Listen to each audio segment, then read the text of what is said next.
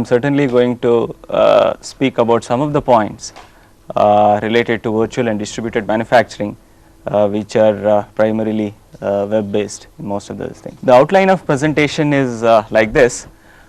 First we are going to see what is virtual manufacturing, then what are the virtual manufacturing tools, a glimpse of those tools which are available and which are now used in industry and elsewhere, and what is distributed manufacturing. Basically when manufacturing has to be done when people and resources are geographically distributed, what kind of issues and what kind of tools which are required, we will look at those, and then combining these two we can combine them into one what we call as a net centric manufacturing, where virtual and distributed can be put together. The first is what is virtual manufacturing. There are many definitions which are given for virtual manufacturing. Probably this gives some kind of a summary of all these definitions. It primarily consists of computer models and manufacturing based simulations to evaluate many production scenarios, particularly in decision making, and it is used at various stages like design of a product or a process, or it may be a production system, as we do in many of the industrial engineering, and the goals could be anything like cost, quality, time, flexibility, or etc.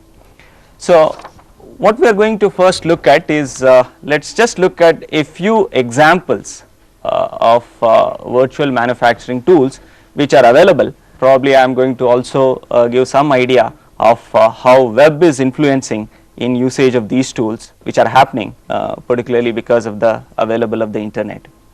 One of the examples of virtual manufacturing tools applied to process is virtual machining. Often this particular applications would be for like NC program verification. Once I prepare, let us say, a part program for cutting one of the parts, before I actually go I would like to verify this particular program about the correctness of this.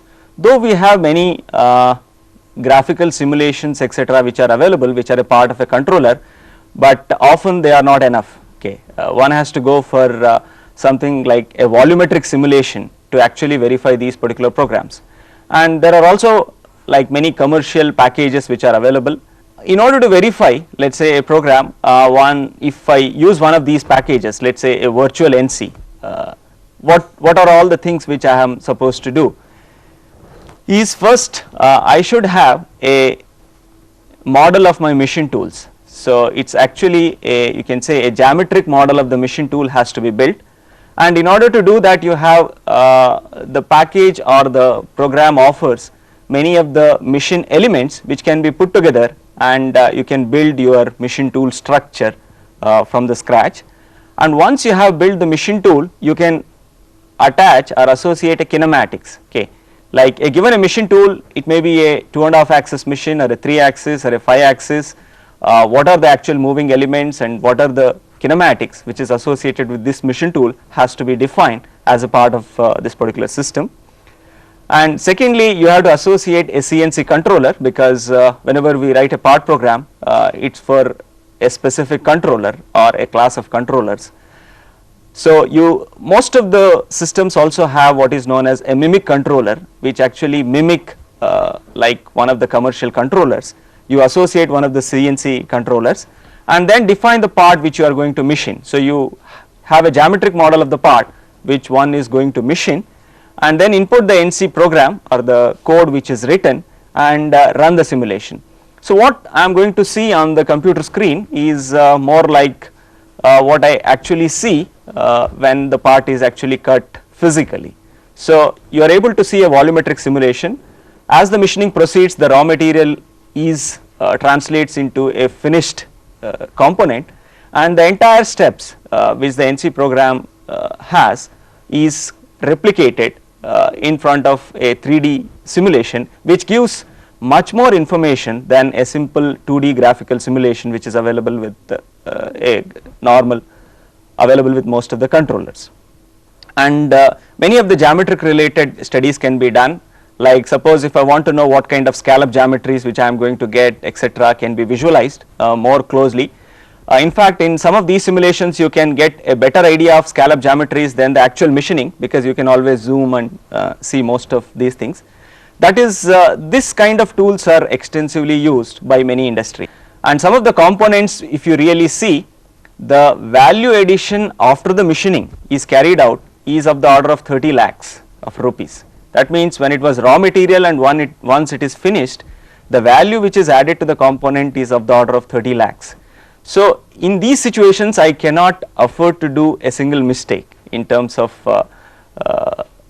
let us say cutting a part and then iterating to correct my NC code and other situations. So in these situations this kind of tool is very important, and it is being used by many industries. So there is, it is not anymore a state of the art, but it is already an industrial practice.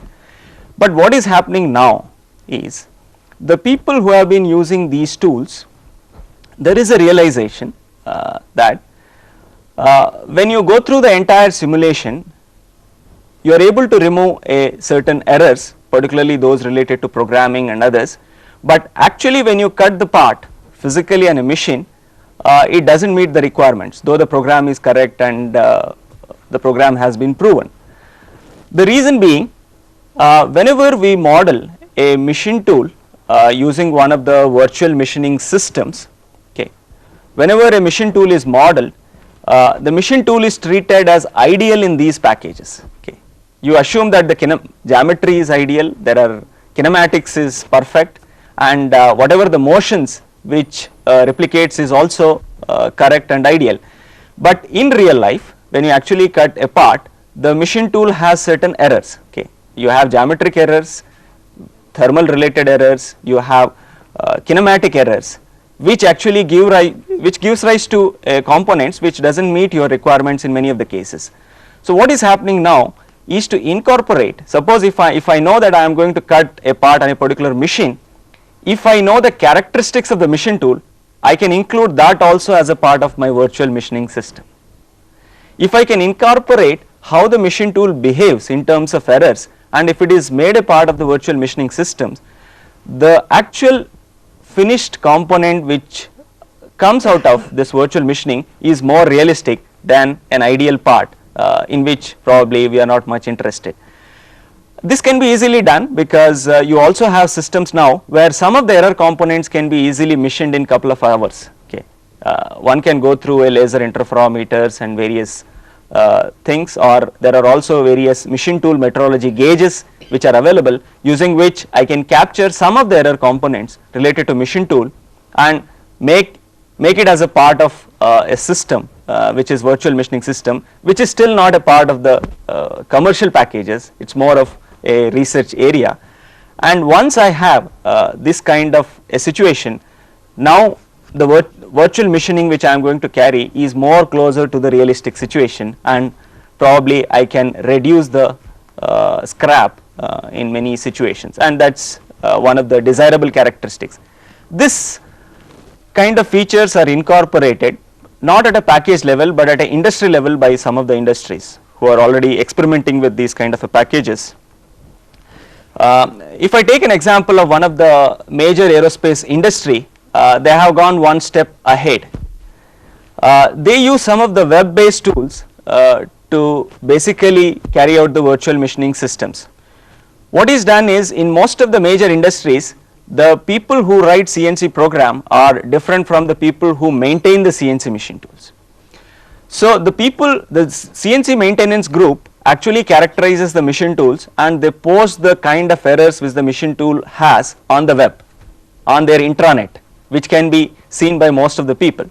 So once anybody who is trying to write a program for a particular component, knowing that it has to be machined on a particular CNC machine, you always extract through intranet what are the error characteristic of this particular machine tool, and then modify the CNC path so that it suits the requirements of the machine tool. That means you are actually compensating for the errors which machine tool has in your NC program by modifying it, and you know the errors because CNC machine tool group has already posted these errors on the web in this, and this is actually in practice by one of the major aerospace company, and it is probably likely to come in a big way in most of the other industries. The next example of virtual tool which I am going to use is virtual die design. Okay. This is another project which we just started in IIT Delhi. Again consists of various computational tools putting together to look at the improvement which one has to have in the die design.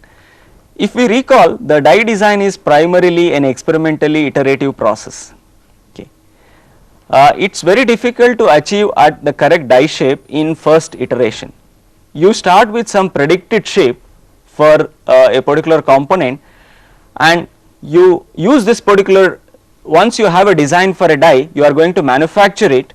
Once the die is manufactured, you are actually going to form the part. Once the part is formed, you are going to measure it. If the component does not meet your requirements, then you are actually going to change the die shape, and this iteration carries out a couple of times before I actually arrive at the correct die shape.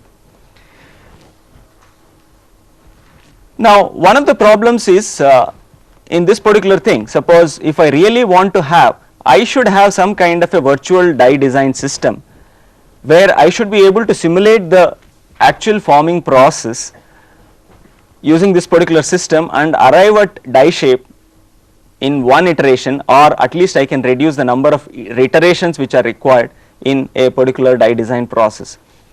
If you really look at some of the commercial packages which are available, they are not sufficient to do this. Like morning somebody mentioned about a package called Moldflow. Okay. Moldflow can be used for actually studying the flow characteristics, like mold filling simulation and studies like that. We also have lot of non-linear finite element packages where you can carry out the formability studies.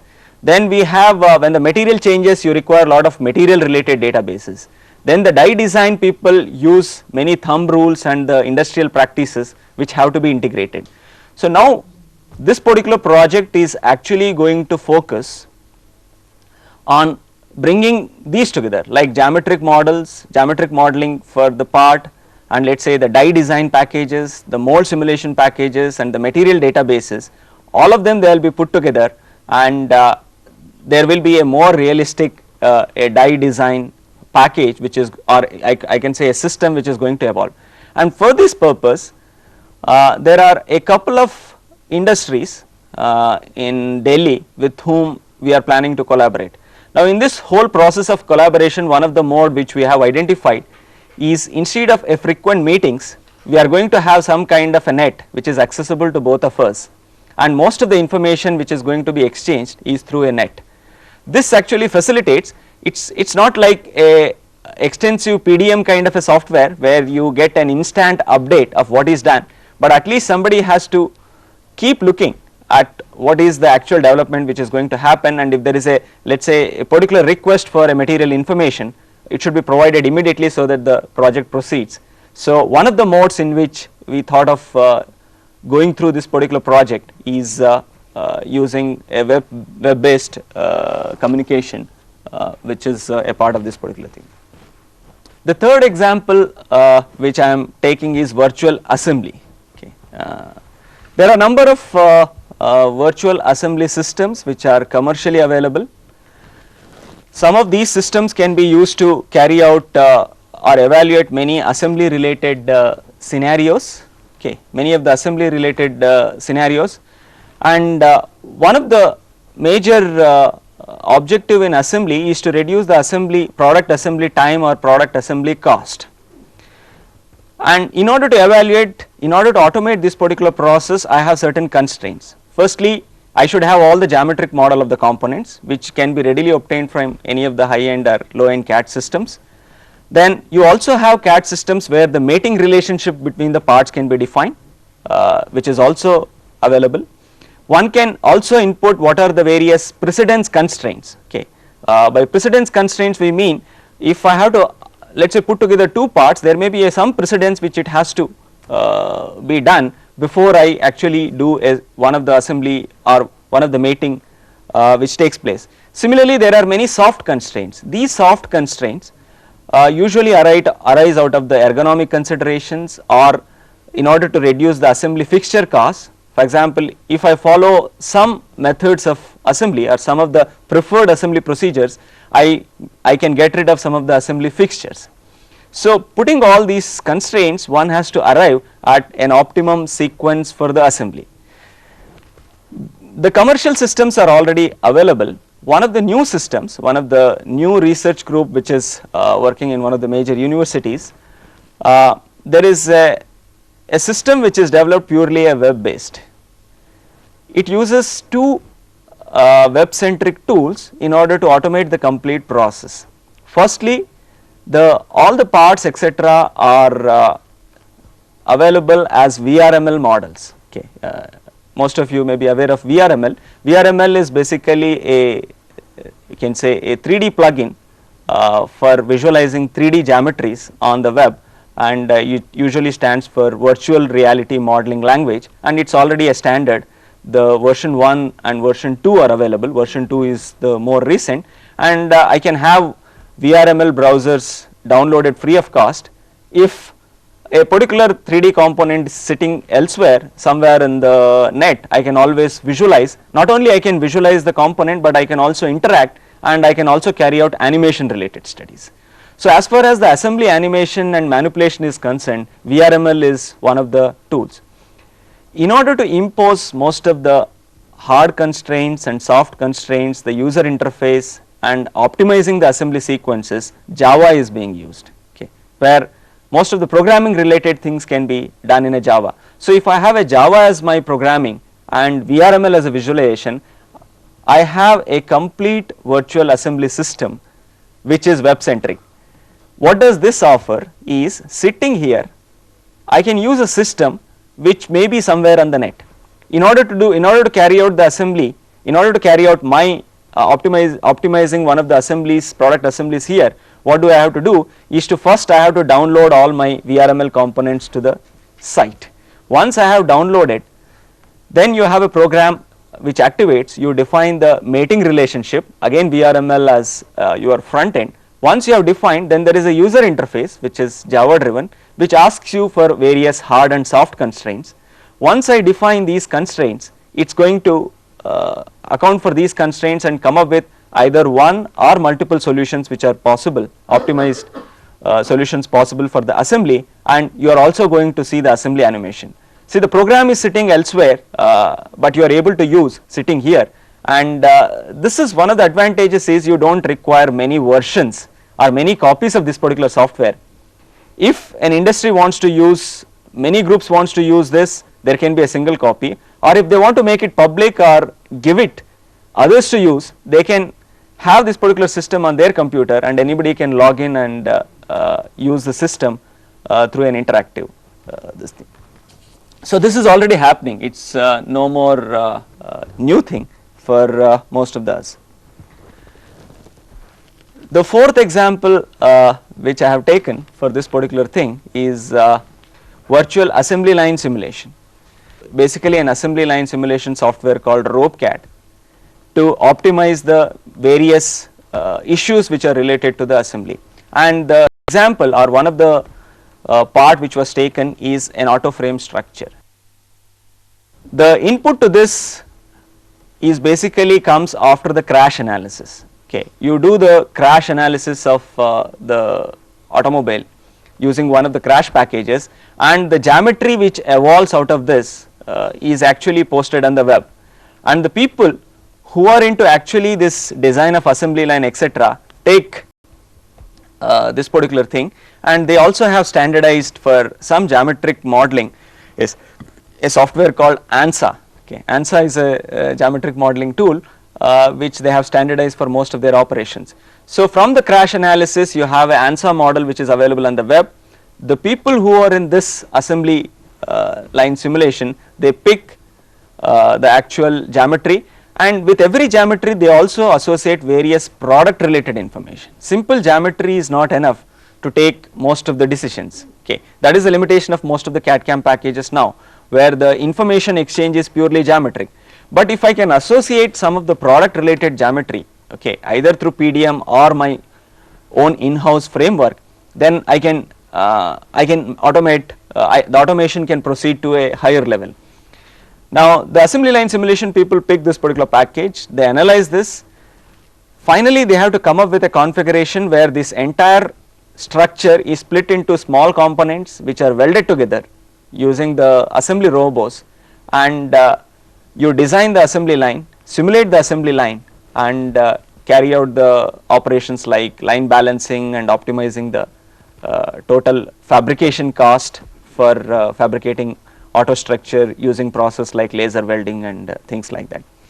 And the objective here was basically threefold.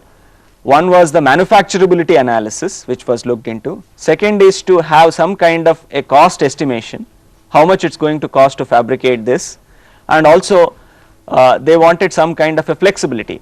When they go for a next version of the model of next version of or next model of their automobile, they wanted to use the same assembly line for the fabrication. So the assembly line should have some flexibility, and using some of their in-house P.V.M tools and the RoboCAD software, this particular project was completed in about 4 months time.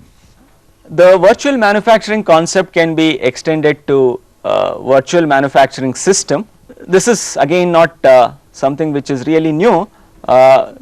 We have packages where I can always simulate a shop floor, and I can define the various components of a cell, and I can define the material flow and do many things once I have this kind of a system.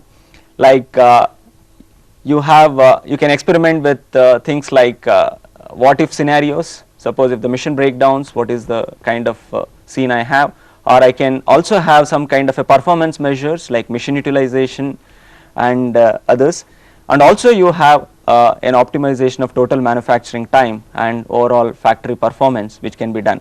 Software which is going to come has a number of interfaces with the web, okay, where you have an interface with ERP, and many of the web related tools are a part of this. You can also take one of the manufacturing simulation and convert into a VRML model. Suppose if somebody else would like to critique on this kind of a system, you can visually, they can look at this kind of system and they can do it apart from the performance measure which comes as a data.